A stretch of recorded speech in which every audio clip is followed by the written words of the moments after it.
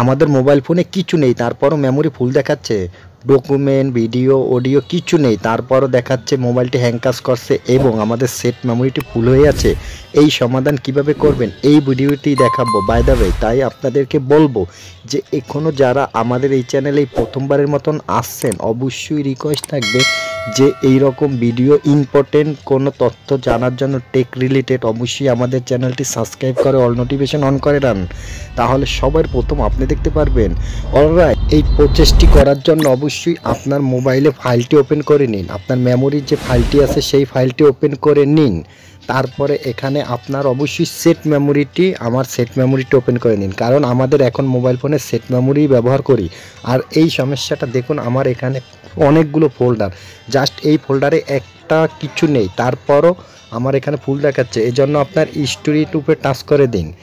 তারপরে এখানে এই যে লক্ষ্য করে দেখুন, এই পেজটি অবশ্যই লক্ষ্য করে দেখুন যে আমার এখানে ভিডিও অডিও ডকুমেন্টস কিচ্ছু নেই, জাস্ট এই আদার্সের উপরে দেখুন আমার 31.59। ওয়াও, আমার এই ফোনটিতে তেমন কিছু নেই, তারপরও এত কেন ফুল হয়ে আছে? এর কারণ একটাই, আমরা যে ফোনের সফটওয়্যারগুলো ইনস্টল করি, যেরকম আপনি দেখবেন আপনার যদি ইমো কিংবা আপনার যদি হোয়াটসঅ্যাপ থাকে মাত্র কত 50 MB কিংবা 100 MB, তার থেকে বেশি হলেও 150, কিন্তু আমাদের এখানে দেখাচ্ছে যে এটা আপলোড যতবার দিব ততবার আমাদের এমবিটা প্লাস হয়ে যাচ্ছে। সেই এমবিটা প্লাস হওয়া মানে আমরা ওয়াইফাই থেকে ব্যবহার করছি, মনে করছি এটা কিছু না, না আমাদের এই সেট মেমোরিটার জায়গা তারা এখান থেকে ব্লক করে দিচ্ছে। এই জন্য আপনাদের যা করতে হবে, এটি রিমুভ করার জন্য ভিডিওটা কোথাও স্কিপ করবেন না। এই জন্য আপনার মোবাইল ফোনের সেটিং অপশনটি ওপেন করে নিন।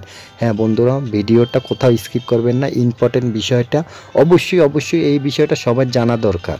এই সেটিংয়ে অন করার পরে আপনি জাস্ট অ্যাপস খুঁজে নেবেন। আমার এখানে মিডল পয়েন্টে আছে, আপনাদের উপরে নিচে থাকতে পারে, আপনারা জাস্ট এখান থেকে সেটিংসটি ওপেন করে নিন।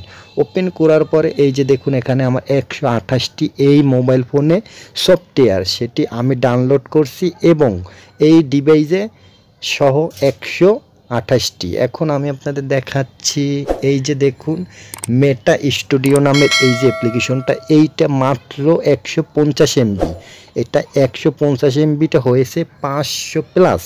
ওরে বাপ রে বাপ, 500 প্লাস হয়ে গেছে। কেন এটি হয়েছে? আমি যে এটি বারবার ডাউনলোড দিয়েছি সেজন্য, মানে আমি বারবারে আপলোড করছি, বারবারে এমবিটা প্লাস হয়েছে। তাহলে আপনি যতবার এটি আপলোড করবেন ততবার ওইটা প্লাস হবে।